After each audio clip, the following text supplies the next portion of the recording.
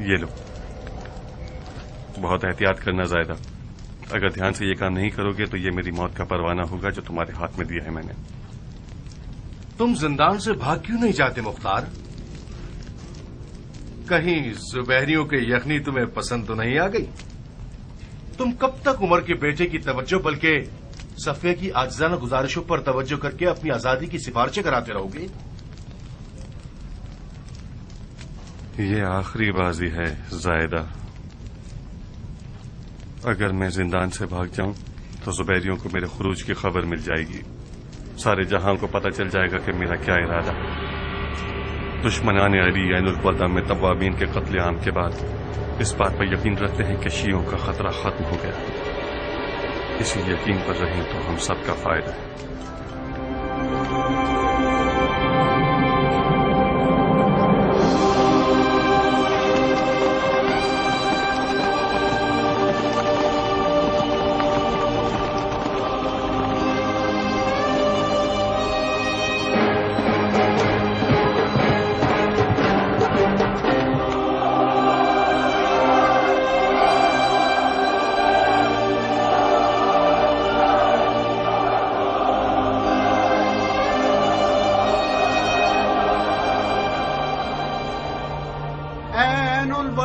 پر کٹے ہوئے کبوتروں، تنہا دوبارہ ملنے کی تمنا ہی ہمارے چاک دلوں کو تسلی دے سکتی ہے۔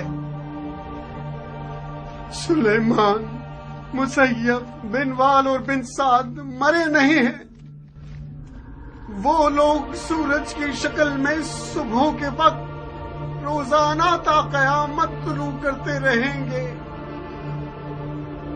وہ لوگ ہر نیک زبان کا نغمہ بن کر زندہ رہیں گے۔ اگر ہم بھی دینداری اور خلوص میں ان کے جیسے ہوتے تو ہمارے عروج کے پر نہ کٹتے۔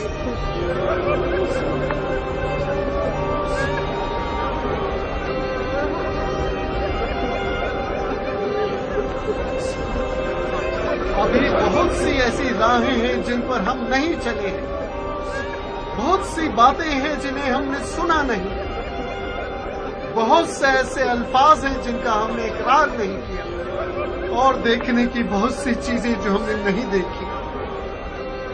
توابین آج کے بعد سے ایک اور ذمہ داری اپنے سروں پر رکھتے ہیں، ہمیں عین الوداع اور کربلا کے خون کا انتقام ایک ساتھ لینا ہوگا۔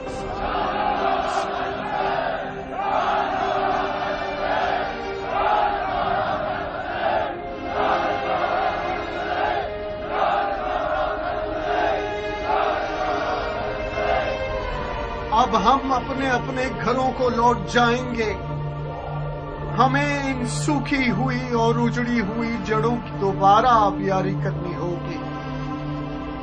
اس تحریک کو اب آگے بڑھانا دوبارہ قوت جمع کرنے پر مشروط ہے۔ ہماری خبریں آپ تک پہنچانے والا شخص بصرہ میں مثنی بن مخربہ اور مدائن میں بن حذیفہ ہوگا۔ ہماری تمام خبریں لوگوں کے ذریعے آپ سب تک پہنچیں گی۔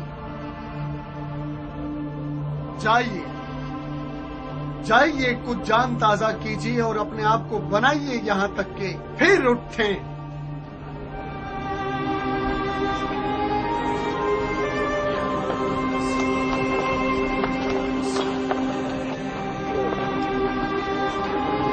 خدا کے حوالے میرے بھائی،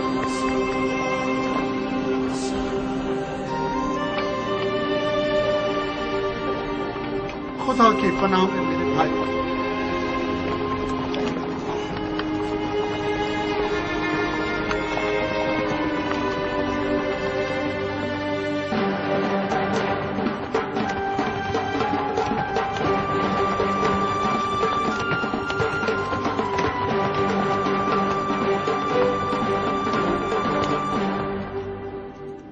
درود ہو عین الوردہ کے تھکے ماندے مجاہدوں پر۔ میں ابو اسحاق مختار ثقفی کی طرف سے ایک خط لے کر آیا ہوں۔ مختار؟ خدا اس کی غلطیوں کو معاف نہ کرے۔ اگر مختار توابین کی مدد کے لیے آیا ہوتا تو عین الوردہ کی اس جنگ کا نقشہ ہی کچھ اور ہوگا۔ درود ہو عین الوردہ کے شیر دل مردوں پر۔ ہوا نے آپ کی شجاعتوں کی خبر سارے جہان میں پھیلا دی۔ شاعروں نے آپ لوگوں کی مدح و ثنا میں وہ باتیں کی ہیں کہ عوام حیران ہے۔ درود ہو آپ لوگوں پر۔ بہت شرمناک ہے۔ کیا لکھا اس نے رفا؟ سراسر جھوٹ۔ ہم سے چاہتا ہے کہ اس کی بیعت کر لیں، کٹ جائے وہ ہاتھ جو مختار کی بیعت کرنے کو تیار ہو۔ رفا ہے، خدا کی قسم یہ منصفانہ نہیں۔ تم لوگوں کا ایک ہی تو کام ہے۔ مختار ایک لمحے کے لیے بھی قاتلان حسین سے قصاص لینے سے غافل نہیں ہوا ہے۔ آپ لوگ راہ نجات کو اپنا خون نثار کرنے میں دیکھ رہے تھے اور مختار ملون شیاطین کا ناپاک خون بہانے میں۔ مقصد ایک ہے مگر راستے دو ہیں۔ اے آجنگ زادے، تو کیا تم سمجھتے ہو کہ توابین خواہ خواہ خودکشی کرنے کے لیے عین الوردہ کی طرف گئے تھے؟ ہماری جیت میں صرف ایک قدم کا فاصلہ رہ گیا تھا، اور وہ قدم مختار تھا جو کہ نہ تھا۔ جہاں تک میں مختار کی غیرت مندی سے واقف ہوں، یہ کہہ سکتا ہوں کہ مختار سلیمان سے تمام تر اختلافات کے باوجود بھی عین الوردہ کی طرف چلا تھا، اگر زبیریوں کی غل و زنجیر کا قید ہی نہ ہوتا۔ مطلب مختار قید میں تھا؟ اب تک قید میں ہے۔ مگر کیوں؟ کیوں کا سوال زبیریوں کے کارندے سے پوچھو۔ جس دن اس کے پاس سلیمان کا خط آیا اسی دن آدھی رات کو مختار کے گھر پہنچ کر اسے قید کر کے لے گئے تھے۔ اس طرح تو مختار کا کوئی قصور نہیں ہے، مکار تو بن یزید ہے جو علی کے شیعوں سے دوستی کا اظہار کر کے اس کے پیٹھ پہ چھرا گھونپ دیتا ہے۔ یقیناً مختار کو آل زبیر کی مخالفت کے جرم میں قید کیا ہے۔ ہم کوفے کے زندان پر حملہ کر کے مختار کو چھڑا سکتے ہیں۔ نہیں مصنع، مختار کے قیام کی خبر چھپی رہنی چاہیے۔ پھر مختار کا کیا ہوگا جو قید میں ہے؟ اگر مختار کے قیام کی خبر چھپی رہے اور کسی کو پتہ نہ چلے تو زبیریوں کے پاس مختار کو قید رکھنے کا کوئی ثبوت ہی نہیں بچے گا۔ جب انہوں نے اسے قید کیا تھا تو ان کے پاس کوئی ثبوت تھا؟ انہوں نے مختار کو اسی لیے قید کیا کہ وہ توابین کی مدد نہ کرے۔ کیا مطلب کیان؟ بن یزید نہیں چاہتا تھا کہ توابین عین الوردہ کے فاتح بن جائیں۔ وہ توابین کے کوفے میں ہونے کو آل زبیر کی حکومت کے لیے خطرہ محسوس کر رہا تھا۔ وہ چاہتا تھا کہ یہ لوگ شکست کھا لیں تاکہ کوفے میں ان کی کوئی طاقت نہ بچے۔ سبحان اللہ! تو پھر ابو اسحاق نے اس بارے میں مرحوم سلیمان سے کوئی بات کیوں نہیں کی؟ اس نے ہمیں زبیریوں کے ارادے سے آگاہ کیوں نہیں کیا؟ یہ بھی بن یزید کی چال تھی کہ اس نے بڑی صفائی سے مختار اور مرحوم سلیمان کے درمیان پھوٹ ڈال دی۔ اس طرح تو وہ عین الوردہ کے شہداء کا خون اس خیانت کار بن یزید کے سر ہے۔ سیاست میں اس طرح کے کھیل بہت ہوتے ہیں رفائے، اسی لیے ابو اسحاق کہتا ہے کہ سیاست بازوں سے سیاست کے ساتھ ہی لڑنا چاہیے۔ ابو اسحاق سے کہو کہ توابین تمہارے ساتھ ہیں۔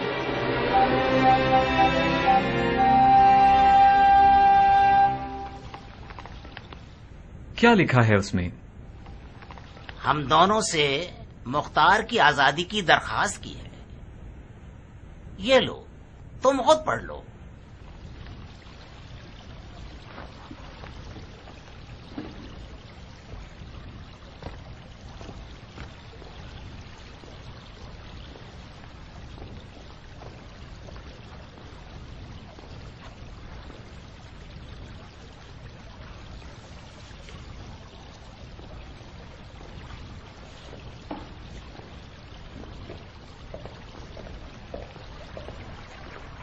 کیا کریں؟ سمجھ نہیں آ رہا۔ میری رائے تو یہ ہے کہ ہمیں مختار کو آزاد نہیں کرنا چاہیے۔ تم عمر کے بیٹے کو نظر انداز کر سکتے ہو، میں تو یہ نہیں کر سکتا۔ اگر خلیفہ کی اولاد ہم سے ناراض ہو، یہ اس سے بہتر ہوگا کہ خلیفہ ناراض ہو جائے۔ آزادی مختار کا مطلب وہی پچھلی پریشانیاں اور گھبراہٹیں۔ اگر مختار آزاد ہو گیا تو چین سے نہیں بیٹھے گا، خاص طور پر جب کہ وہ قید کیا گیا ہے اور زخمی بھی۔ مجھے لگتا ہے کہ توابین کی عین البردہ میں شکست کے بعد شیعوں کے ہاتھ پاؤں کٹ گئے ہوں گے اور ان کا سارا جوش ختم ہو گیا ہوگا اور یہ مروانیوں کے حریف نہیں ہو سکتے، لہذا وہ مجبور ہیں کہ ہم سے اتحاد کر لیں۔ یہ بتاؤ خلیفہ کو کیا جواب دو گے اگر ہم نے مختار کو آزاد کر دیا؟ خلیفہ آخر کیوں ناراض ہوں گے جبکہ مختار کا آل زبیر سے کوئی واسطہ نہیں ہے؟ کیا تمہیں یقین ہے کہ مختار آزاد ہو کر آل زبیر کے خلاف سازشیں نہیں کرے گا؟ اب تک تو نہیں کی۔ میری مانو تو مختار کو مار ڈالے اور اس کے شر سے نجات حاصل کر لیں۔ لعنت خداوند و شیطان رجیم پر۔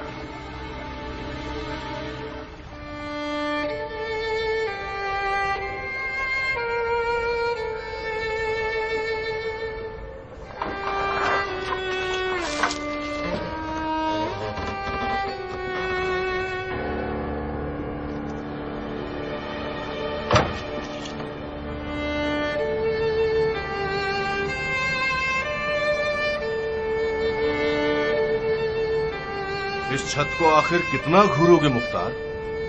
تمہاری نگاہوں کی تیزی نے تو چھت میں سوراخ کر دیا، اب تو تمہارے صبر اور حوصلے نے تمہاری چاہ پوری کر دی ہے۔ آزاد ہو گیا؟ بظاہر تمہاری پشت بہت مضبوط ہے، مجھے تو یقین نہیں آتا کہ عمر کے بیٹے کی مہندی آل زبیر کے یہاں بھی رنگ لے آئے گی۔ خلیفہ زادہ کے خط نے اپنا کام کر دکھایا۔ یقیناً بن یزید نے عمر کے بیٹے کی سفارش کے بارے میں ابن زبیر سے بات نہیں کی، ورنہ وہ میری آزادی کے حکم کے ساتھ اپنی موت کا حکم صادر نہ کرتا۔ وہ لوگ تم سے وعدہ لینے آئے ہیں تاکہ تم بیت نہ توڑو اور ہنگامہ آرائی نہ کرو۔ جیسا کہ نظر آ رہا ہے کہ طلعت الخیر کا نواسہ تمہاری آزادی کے خلاف ہے، مگر بن یزید نے اسے چپ کرا دیا ہے۔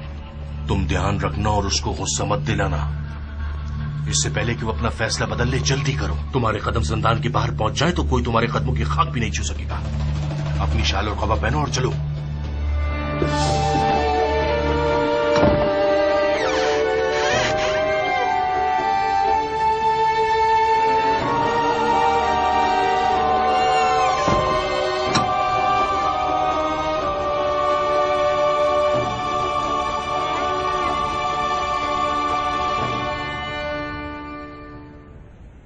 وعلیکم السلام۔ میری آنکھیں اندھیرے میں رہنے سے دھندلے پن کا شکار ہو گئی ہیں، ورنہ میں اہل معرفت کے دیدار میں سلام کرنے میں پہل کرتا تھا کہ دگنا ثواب حاصل کروں۔ مختار، جو شخص اپنی کرسی اور منصب کو داؤ پر لگا رہا ہے تاکہ تم ایسے آزاد ہو جاؤ اور اپنی زندگی کی خوشیوں تک پہنچ سکو اور اس کے ساتھ اچھا برتاؤ کرو، مجھے معلوم ہے کہ تمہیں آزاد کرنا میرے لیے تکلیف دہ ہوگا، مگر کیا کروں؟ اس نے مجھ سے تمہاری آزادی کی درخواست کی جو میرے لیے نہایت محترم ہے۔ مجھے امید ہے کہ تم میری اس نیکی کا صلہ یوں دو گے کہ جب تک ہم کوفہ میں ہیں تم آل زبیر کے خلاف کوفے میں کوئی قدم نہیں اٹھاؤ گے اور ہماری بے عزتی نہیں کرواؤ گے۔ میرے اپنے اور میری زمینیں لاوارث پڑی ہوئی ہیں اور میری کھیتی باڑی کا کام بھی تباہ ہو گیا ہے۔ میں وعدہ کرتا ہوں کہ میری اس تلوار نیام سے باہر نہ آئے سوائے کسی بیلچے کے دستے کو تراشنے کے لیے یا درخت کی کٹائی کے لیے۔ میں چاہتا ہوں کہ اپنی ضائع شدہ زندگی کو کسی حسین درخت کی پرورش میں یا کسی پودے کے بڑھنے کے منظر کو دیکھنے سے کرتا رہوں اور اپنی باقی ماندہ زندگی اپنی اولاد کے لیے وقف کر دوں۔ جاؤ مختار، جاؤ، تم اب آزاد ہو۔ اب باقی زندگی کا کچھ حصہ توابین کے یتیم بچوں پر صرف کرو۔ کینہ توزیوں اور دشمنیوں کا کوئی ثمر نہیں ہے سوائے کوفے کے یتیموں میں اضافے کے۔ آزادی مشروط ہے مختار۔ مشروط کس بات پر؟ تمہیں کلام الہی پر ہاتھ رکھ کر قسم کھانی ہوگی کہ تم بیعت نہیں توڑو گے اور آل زبیر کے خلاف کوئی سازش نہیں کرو گے۔ اور اگر قسم توڑو گے تو تمہیں مکے میں 1000 اونٹوں کی قربانی کرنی ہوگی اور اپنی تمام تر ملکیت چاہے عورت ہو چاہے مرد سب کو آزاد کرنا ہوگا۔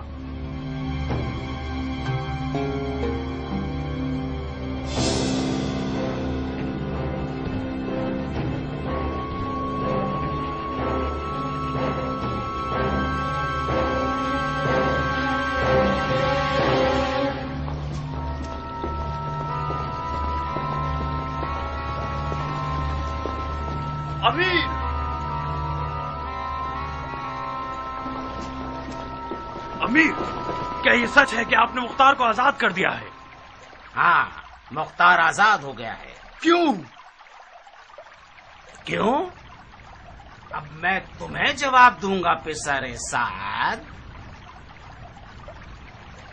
تم لوگوں کو روز روشن مسلمانوں کے دارالحکومت میں داخل ہونے کی اجازت دی ہے، ہاں؟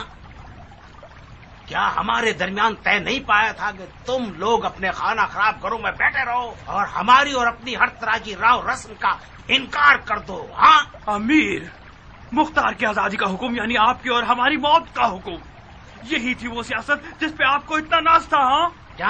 جانتا ہوں مختار کو آزاد نہیں ہونا چاہیے تھا، مگر مختار کی آزادی اس نے مجھ سے مانگی جو ہم سب کے لیے عزیز و محترم ہے، اور اس کی حرمت واجب ہے۔ آپ پسر زبیر کے بھیجے ہوئے حکمران ہیں یا پسر عمر کے بھیجے ہوئے حکمران ہیں؟ مختار کی آزادی کا مطلب فتنہ یعنی آشوب یعنی جنگ۔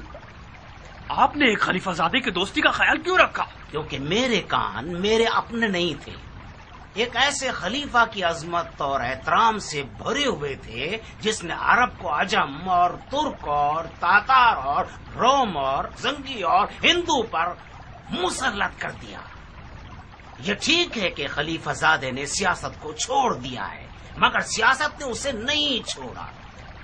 یزید، جو کہ یزید تھا اور کسی خدا کو نہیں مانتا تھا، وہ بھی عبداللہ ابن عمر کے حکم کو مانتا تھا۔ امیر، مان لیجئے کہ مختار کی آزادی عراق کی ہر حکومت کے لیے خطرہ ہے، چاہے اموی ہو یا زبیری۔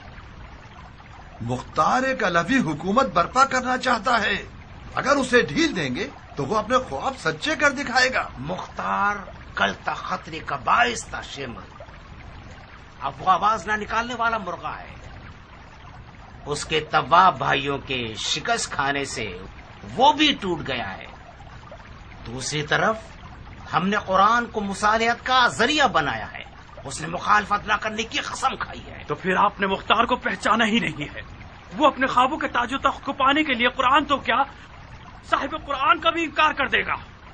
اگر توابین کے پاس مختار جیسا کوئی رہنما ہوتا تو وہ لوگ عین الوردہ کو مہربانیوں کا قبرستان بنا دیتے۔ مختار خدا سیاست و جنگ ہے، میں بارہا اس کے آگے مغلوب ہو چکا ہوں۔ شک مت کیجیے کہ آپ سے بھی بہت بڑی خطا سرزد ہو گئی ہے۔ کل جب یہ سانپ آپ اور آپ کے لوگوں کو ڈس لے گا، اس وقت آپ سمجھیں گے کہ ذرا سی بھی سیاست نہیں جانتے۔ کافی ہے عمر سعد،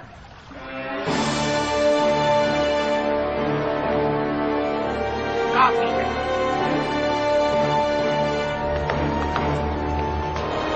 جس دن تم رے کے موتی کے لیے ہاتھ پیر چلا رہے تھے اور خون کے دریا میں نہا رہے تھے، اس دن بڑی مچھلی کی فکر کرنی چاہیے تھی۔ آج میرے دامن پر پنجے مار رہے ہو اور کہہ رہے ہو کہ یہ بوسیدہ ہے۔ یہ بوسیدہ دامن ہمارے لیے چھوڑ دو۔ ہم جانتے ہیں کہ جو مختصر سی سیاست جانتے ہیں، اس سے خود کو کیسے بچا لیں۔ تم جاؤ اور ان ہڈیوں سے پناہ مانگو جنہیں کربلا کے میدان میں تم نے دفن کیا ہے۔ اہل بیت رسول کا رحم و مروت بہت زیادہ ہے، شاید تمہیں اس مشکل سے نجات دے دے۔ تشریف لے جائیے۔ اور ہاں، ہم نے خفیہ طور پر یہ طے کیا ہے کہ آپ لوگ اپنے گھروں سے نہیں نکلیں گے۔ میں وعدہ نہیں کر سکتا کہ آپ جیسوں کی جان کی ضمانت کر سکوں۔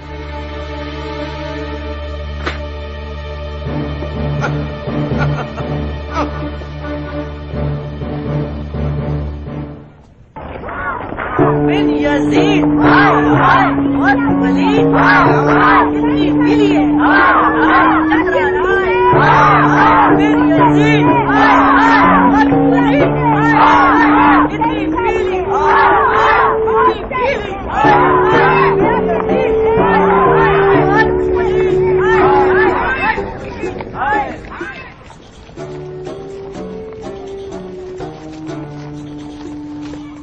बिन यजीद हाय हाय बहुत वलीद हाय इतनी पीली है हाय हाय चक्रा राय हाय हाय फिर यजीद हाय हाय बहुत वलीद हाय हाय इतनी पीली हाय हाय इतनी पीली हाय हाय फिर यजीद हाय हाय बहुत वलीद हाय हाय वलीद हाय बिन यजीद हाय हाय बहुत वलीद हाय हाय इतनी पीली है हाय हाय चक्रा राय हाय हाय फिर यजीद हाय हाय बहुत वलीद हाय हाय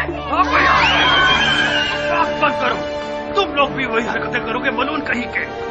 ये सारी बकवासियात बिन बाप के बच्चों के लिए सड़क छाप बदमाश और बिगड़े हुए बच्चों को सेव देता है। तुम लोगों के लिए नहीं जो खुद बिगड़े हुए हो और दूसरों के लिए नारे लगाते हो। अम्मा चारिया बाबा फिर जैनी मरीज बन गए। रोना मत मेरी जान, मत घबराओ मेरी बच्ची, तुम्हारा बाप चकरा गया है। यकीनन किसी ने आज इनकी दुम पे पांव रख दिया है, कुछ ज्यादा ही दिमाग खराब हो गया है। बाबा की तो दुम नहीं है, इनका दिमाग कैसे खराब होता है? ये जिन ज़दा हो गए हैं मेरी जान। तुम लोग कमरे में जाओ ताकि मैं इनका जिन पकड़ सकूं। अब्बू, गली के बच्चे हमारा मजाक उड़ाते हैं और हमारे साथ नहीं खेलते। जब घर के अंदर आकर खेलते हैं तो बाबा डांटते रहते हैं। हफ्स भी जब बाहर जाता है तो मुझे अपने साथ नहीं ले जाता। आखिर मैं क्या करूं? मेरा हौसला जवाब दे चुका है। बदतमीज। क्या मतलब है बदतमीज? क्या मैं झूठ बोल रहा हूँ? हमारा क्या वास्ता कि हमारा बाप यजीदी है? जाहिल के बच्चे।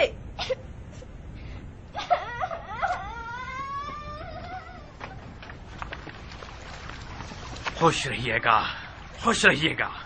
क्या तरबियत की है आपने ये? जाहिल के बच्चे मेरे लिए अजाब के फरिश्ते बन गए हैं।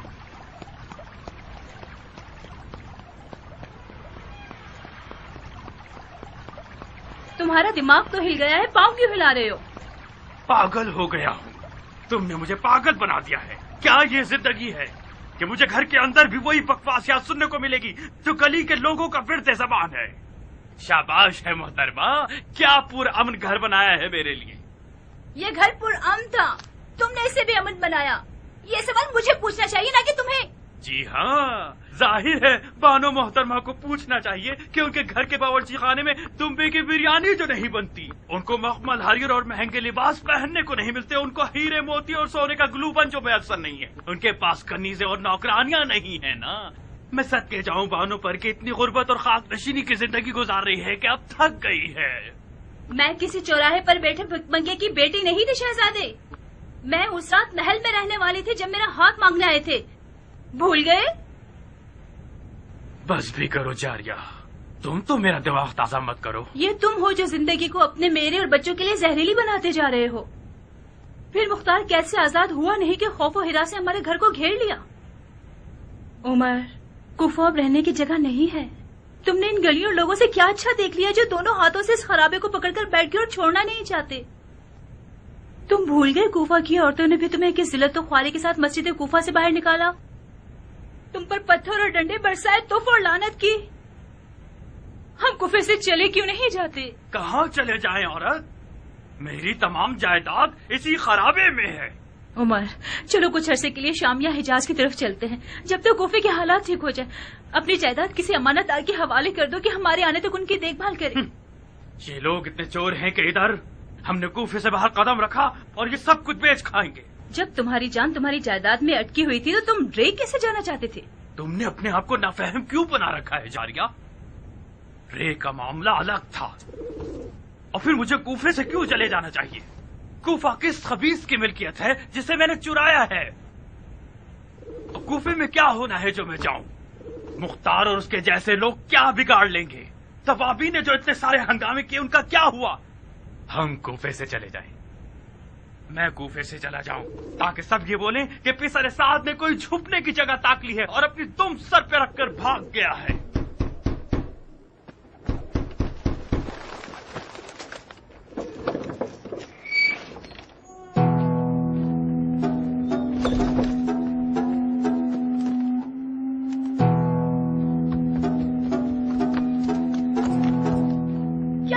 बस, ये सब क्या है?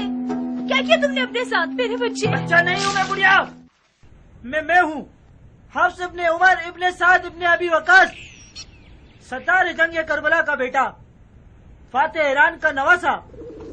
अच्छा अच्छा, इतने ढेरों ढेर लकब लगाओ ताकि सारे चोर उचक्के तुम्हारी जान के पीछे हाथ धो के पड़ जाए, तुम्हारी ये दुर्गत बना दे। कसूर आपका है जो मुझे तलवार ले जाने से मना करती हैं। किससे लड़के आए हो? और उस शख्स से जो मेरे बाप की तौहीन करे। अगर मेरे पास तलवार होती ऐसा काम करता कि कूफे की हामला औरतें जब उमर साद के बेटे को देखें तो अपना हमल गिरा दें। बेटा। जी बाबा।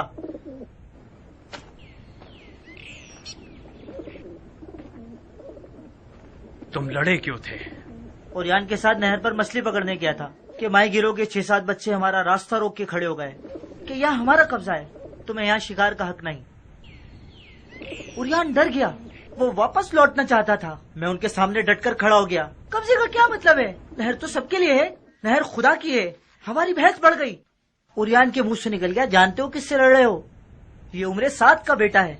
उन खबीसों ने कहका लगाकर मेरा मजाक उड़ाया।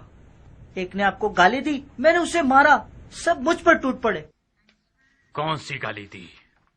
बेहतर होगा कि आप ना सुने। बहुत ही बुरी गाली दी।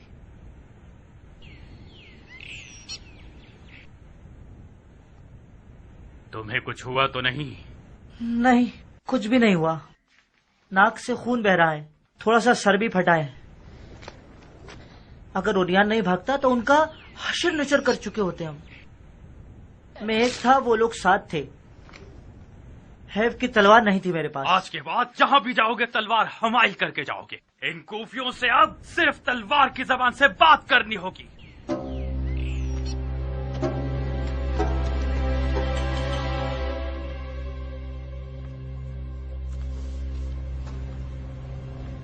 क्या करना चाहते हो? मैं वाली कूफा की माजूली का हुक्म लिख रहा हूँ। तुम कब तक इस खतो किताबत पर दिल बहलाते रहोगे?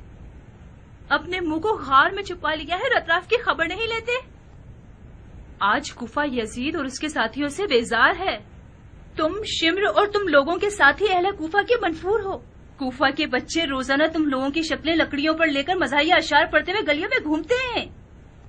अगर तुम जैसे लोगों की जुबैरियों के नजदीक कोई कदर मंजिलत होती तो वो तुम लोगों को खाना नशीन नहीं करते। तुम अपने ही घर में कैदी हो उमर, यकीन क्यों नहीं करते?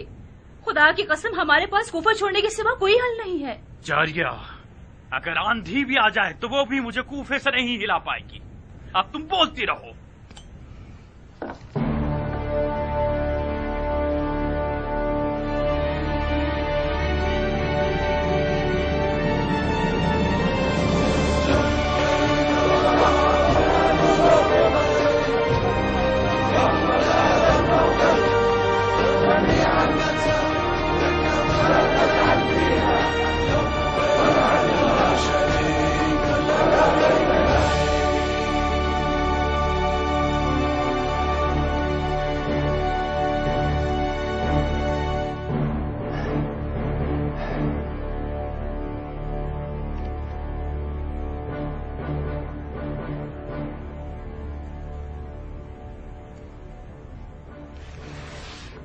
ये शख्स 9 मन दूध वाली गाय की तरह हो गया है। कामयाबी से भरे हुए दूध के बर्तन को एक लात से गिरा दिया है। बिन मुती, इससे पहले कि तुम्हारे हुक्म की मोहर सूख जाए, अपने आप को कूफा पहुंचा दो और कहानी खत्म कर दो। खुदा करे कि देर ना हुई हो। हाँ, अभी निकले नहीं हो कि पहले ही हार गए? कूफा एक खौफनाक मैदान है, मुझे फिक्रमंद होने का तो हक दीजिए। कूफे में सियासत और तलवार बैक वक्त चलाई जानी चाहिए, वरना हम उसे संभाल नहीं सकते। जनाब अली, ये फिदवी तो उसी वक्त बिन यजीद को कूफा भेजने के खिलाफ था। बहुत सियासतबाज था वो। ये तो सियासत नहीं है, उमर के बेटे का फैला हुआ पांव है। वो दावा करता है कि सियासत और हुकूमत में दखल अंदाजी नहीं रखता, मगर हमारे बाज हुक्मरानों के साथ मुकादबा करता है। खत लिखा है उसने अल्लाह अकबर हुक्म दे रहा है।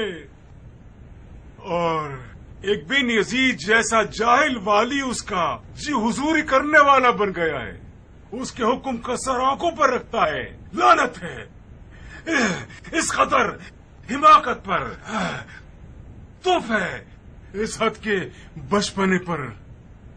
ये पांव कट जाने चाहिए बिन मोती।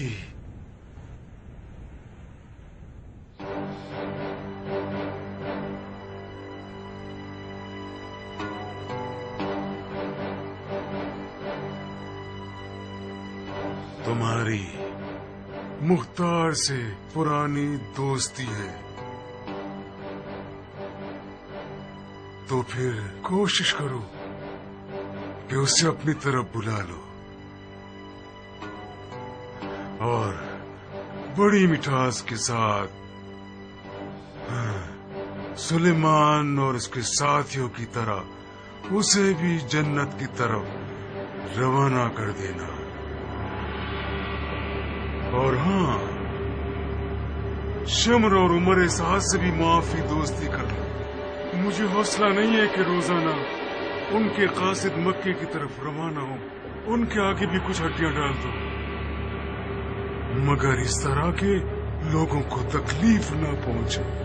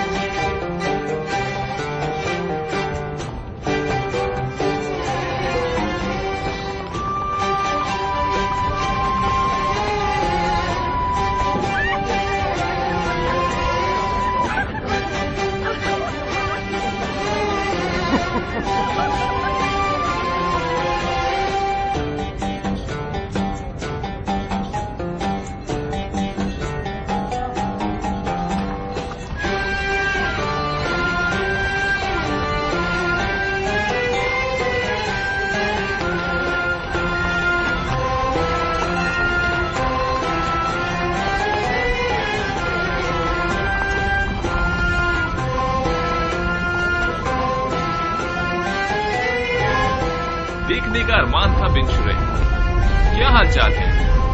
बस आपकी दुआएं हैं। आप कैसे हैं? हम दुआ गो और शुक्रगुजार हैं। इस तरफ कैसे? खुदा ने तौफीक दी तो उम्रे का शर्फ हासिल करने जा रहे हैं। उम्रा? वो भी इन दिनों में, जबकि कूफे को तुम जैसे नामवर लोगों की जरूरत है।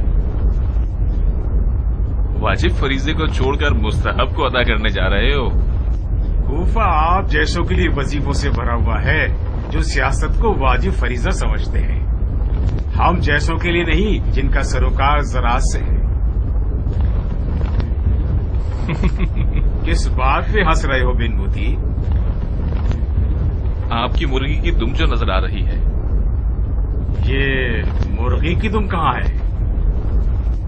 कूफे की राह यहाँ से है और आप मदीने से आ रहे हैं। रोज़े रसूल की जियारत को गए थे ताकि हमारे उम्रे का सवाब दोगुना हो जाए। इसमें कहाँ पर हंसने की बात थी?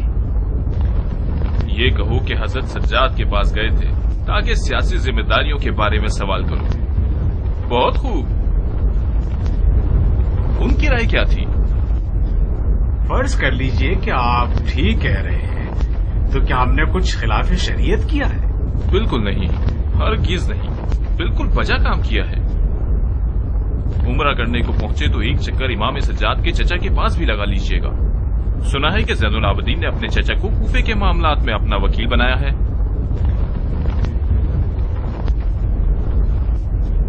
तुम इतने सारे अफराद के साथ किस इलाके को फतह करने का इरादा रखते हो? कूफे का अज़्म रखता हूं बिन शुरै, हुक्म इमारत कूफा के साथ, और ये वो जिम्मेदारी है जो खलीफा ने मेरे कांधों पर डाली है। ओहो, तो इसका मतलब ये हुआ कि बिन यजीद गलत साबित हुआ। यकीनन उसकी तवाबीन से हिमायत खलीफा को नाराज कर रही है। नहीं अब्दुर्रहमान, नहीं, तवाबीन की हिमायत खलीफा का ईमान है। ताज्जुब है, तुम तो मुझसे भी ज्यादा दूर के कोड़ी लाए। जमाने के खेल से मुझे हंसी आती है बिन शुरै। जब मुझे इमारत का हुक्म मिला तो मुझे याद आ गया कि तुम उन लोगों में से हो जिनकी मुझे सबसे पहले दाढ़ी चलानी है। हैफ है, तुम्हारा मक्का में ज्यादा ठहरने का इरादा तो नहीं है। कूफे में तुम्हारे पास मेरे अलावा इतनी मसरूफियात होंगी कि तुम्हारे पास वक्त ही नहीं रहेगा। हम बड़े सुकून के साथ अपनी जियारत करके बड़े आराम से वापस लौट सकते हैं। आओ, तुम्हारा इंतजार करूंगा मैं। और हाँ, हमारे दोस्त की क्या खबर है? अगर खुदा का कह रहे हो तो हम नजारा कर रहे हैं, और अगर शैतान के बारे में कह रहे हो तो जनाबे वाला बेहतर जानते होंगे। अपने आप को धोखा मत दो। हम दोनों का खुदा और शैतान के अलावा एक तीसरा दोस्त भी है। उसका नाम अबू इसहाक मुख्तार है। मुख्तार या जिंदान में है या मैदान में, बज़ाहिर बिन यजीद ने तुम्हारे लिए रास्ता हमवार बना दिया है। मैंने सुना है उसने मुख्तार को कैद कर लिया है। मुख्तार को जब मैदान में होना चाहिए वो कैद में होता है, और जब उसे कैद में होना चाहिए वो मैदान में होता है। ऐसा लग रहा है कि बहुत अरसे से तुम कूफे से बेखबर हो। बिन यजीद ने मुख्तार को आजाद कर दिया और अपने आप को कैदी बना लिया, और इन दोनों के बीच में मैं फंस गया हूं।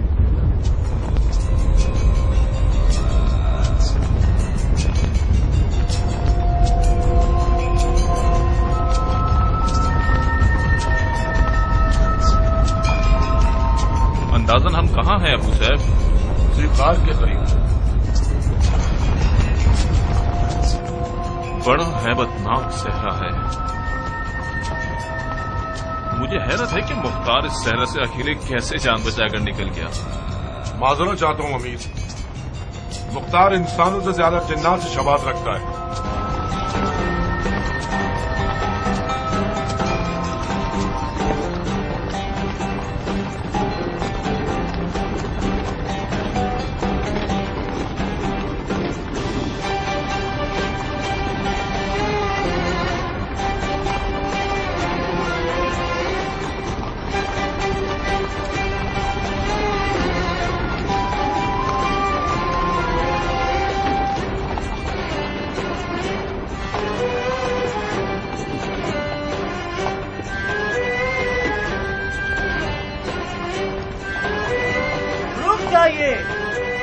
हम बसरा और कूफा के दोराहे पर पहुंच गए हैं।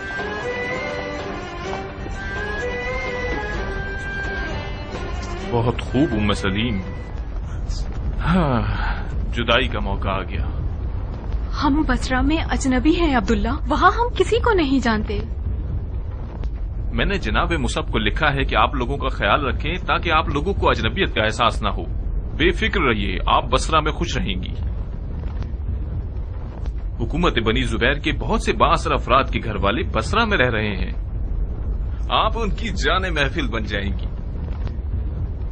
जब हम कूफा में अपने कदम जमा लेंगे तो आपके दीदार को चले आएंगे। तुम कूफे के अमीर और हाकिम हो, आखिर तुम्हारे घर वालों को तुम्हारे साथ कूफा क्यों नहीं जाना चाहिए?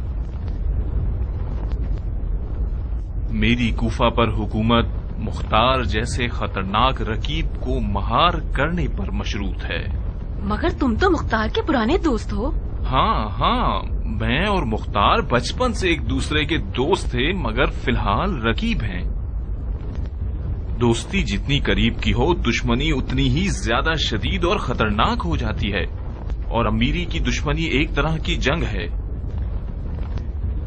जाओ उम्मे सलीम, जाओ, جاؤ اور یہ دعا کرو کہ میری اور مختار کی دوستی ہمیں ایک دوسرے کے خون کے پیاسے ہونے سے روک دے. جاؤ خدا کی پناہ میں.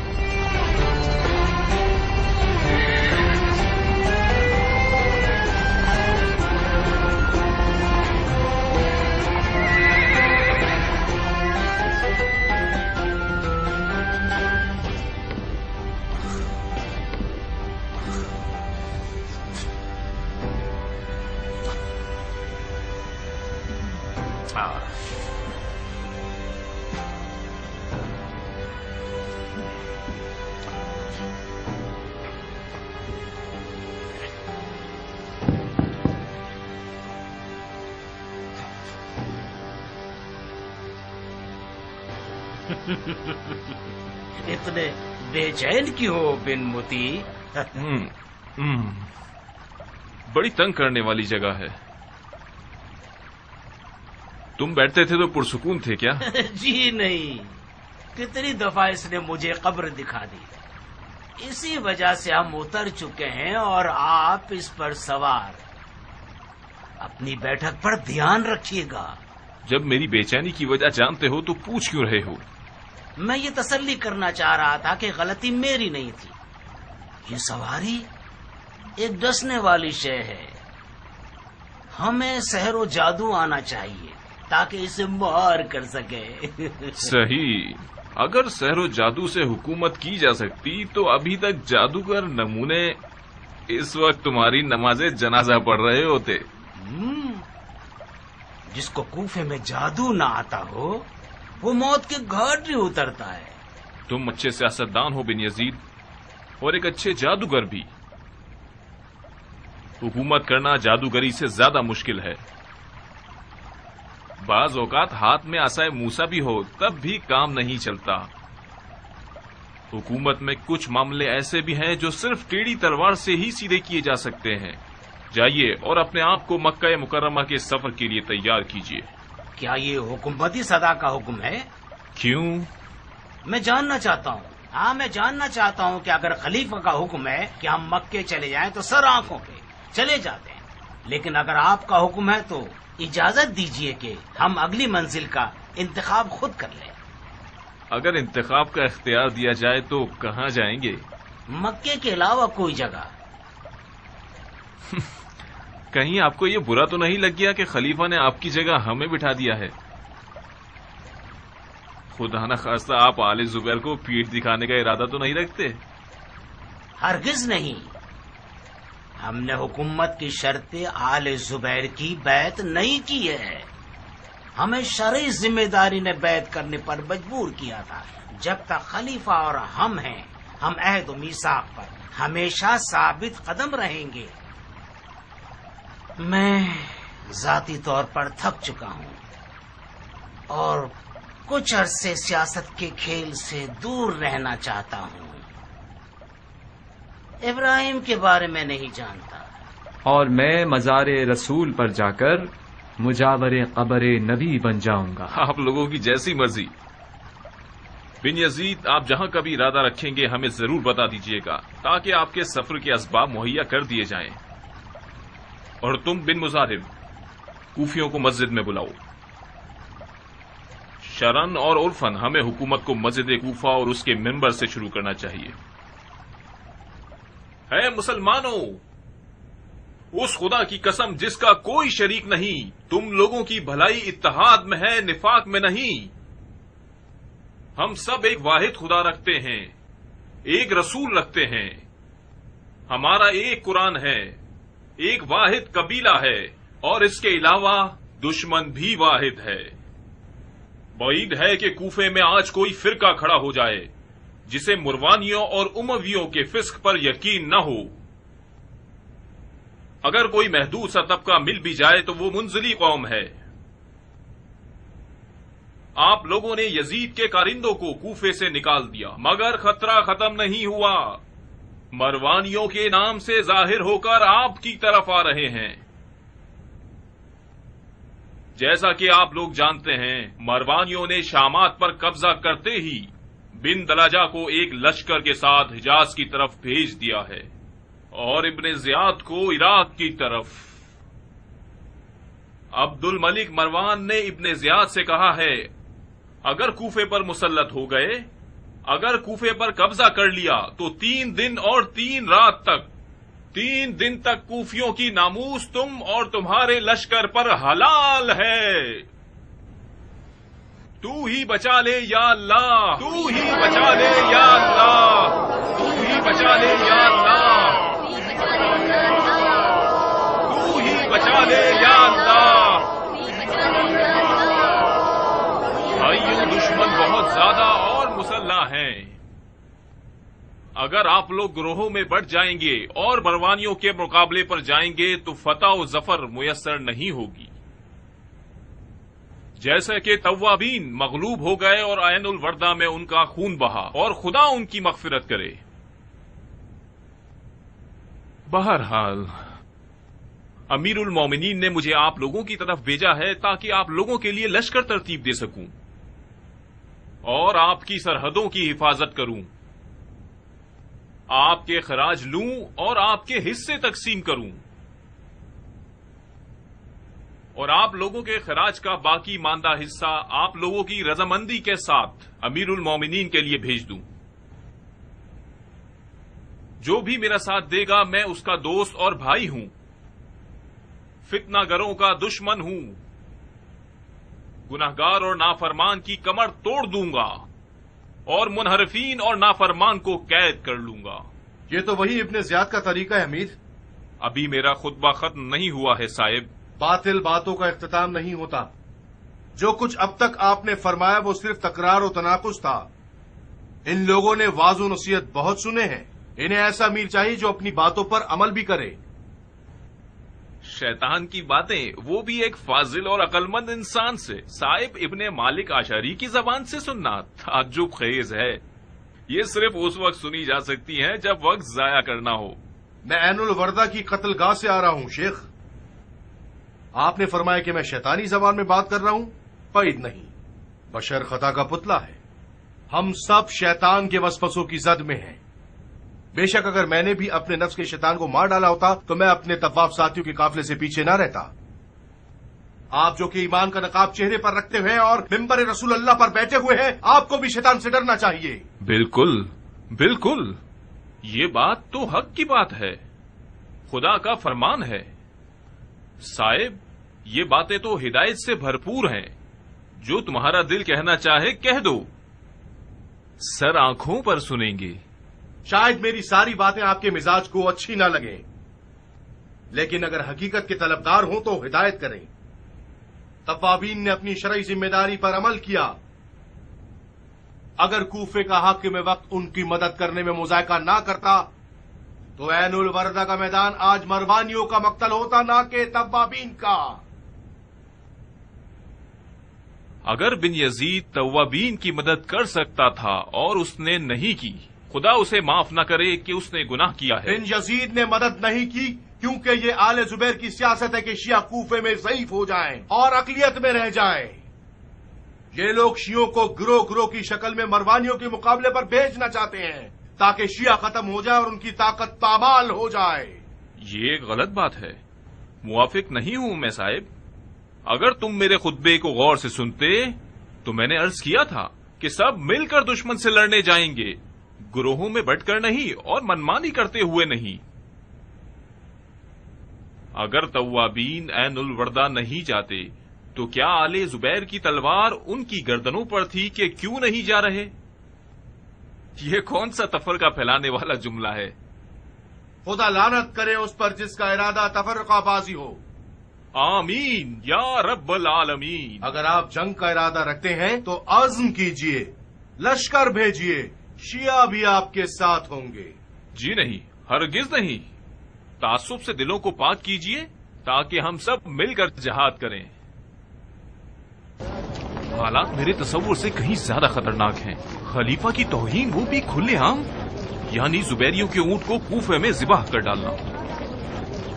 بن یزید نے حکومت نہیں کی، کھیل کھیلا ہے، بالکل ان بچوں کی طرح جو بادشاہ بننے کے کھیل کھیلتے ہیں۔ معافی چاہتا ہوں امیر، ان سے میٹھے انداز میں پیش آئیں گے تو یہ ہم پر سوار ہو جائیں گے۔ آپ ان سے بہت زیادہ اچھے انداز میں پیش آتے ہیں۔ مجھے مزید برہم مت کرو، میں پہلے ہی اپنے آپ میں بہت اکڑا ہوا ہوں۔ سیاست میں بعض اوقات ایک مسکراہٹ سے ایک لشکر کی جتنی فتوحات حاصل کی جا سکتی ہیں۔ میں ہنسنے پر مجبور تھا، اگر ہنستا نہیں تو حالات کی نوعیت کو سمجھ نہیں پاتا۔ صاحب تو مختار کے قریبی دوستوں میں سے ہیں، ان تمام گستاخیوں کا اثر وجہ مختار ہے۔ مختار کو آزاد نہیں ہونا چاہیے تھا۔ مجھے باوثوق خبریں ملی ہیں کہ مختار نے آزادی کے بعد شیعوں کے بزرگوں سے مذاکرات کیے ہیں اور انہیں بیعت کے لیے تیار کیا ہے۔ مختار کو قید کرنا ایک غلطی تھی، مگر اسے آزاد کرنا اس سے بھی بڑی غلطی ہے۔ خدا قتل کر دے بن یزید کو، بلا وجہ اس نے مختار کو ایک خطرناک رقیب بنا دیا۔